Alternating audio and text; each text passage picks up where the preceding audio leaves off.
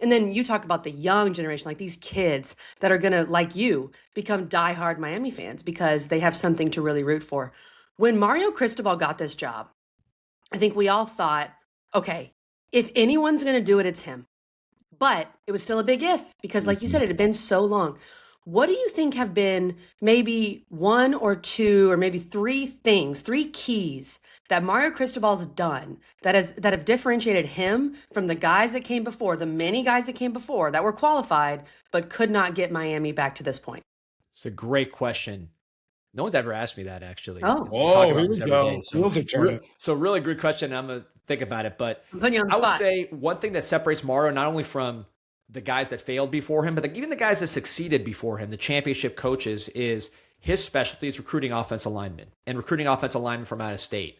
And South Florida, in my opinion, has the best football players in the country. I would say you can make an argument that four of the top five players in college football, Mendoza, Jeremiah Smith, Malachi Tony, Ruben Bain. If I said those were top five players in college football, I don't think people would fight me on that, or it's a credible statement.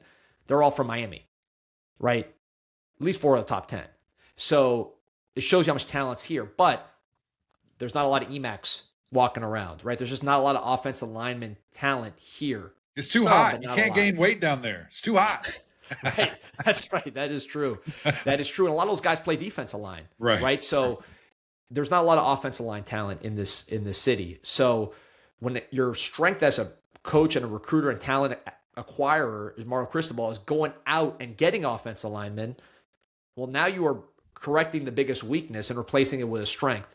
And I think back to July 4th, 2022, this was before Mario's first season, he got a commitment from Francis Mauigoa, who was born on American Samoa. I mean, you could not be further away from Miami, Florida. And getting that commitment, it was just I remember July 4th, I remember vividly, but that one moment was kind of a statement to say, we're here, we're recruiting the best in the country. We also got Samson Okalola that year, 5-star from Brockton, Massachusetts, who is now playing a really, really good guard for Miami. So that recruiting class was very strong with the offensive line. I'd say that right there, that's one thing that is very much different from all of Miami's coaches, his ability to recruit offensive linemen and fortify our biggest weakness. Receiver, there's going to be receivers. I mean, you had Jeremiah Smith last year. You lost that one, and then you get Malachi Tony the next year. They're the two best receivers in the country. So it's like you're going to get opportunities to get receivers, but you got to win those offensive line battles. So I would say that is number one. Number two, and this is something you'd have in common with the guys that have won championships, is the culture of toughness. It's one thing to talk about. It's one thing to do the press, all that, but you guys know when you turn on the tape, that's what you are. And the way the Miami runs to the football, the way they take hits, the way they deliver hits, I think that is clear evidence that he's installed a culture of toughness, that it's not just talk and, I'm the old offensive lineman, this is what we believe in. It's on the tape. So I'd say that for sure is a difference between Miami and the prior years. And then I would say number three, and you're seeing this now with this class, is doing a better job of keeping the local guys home.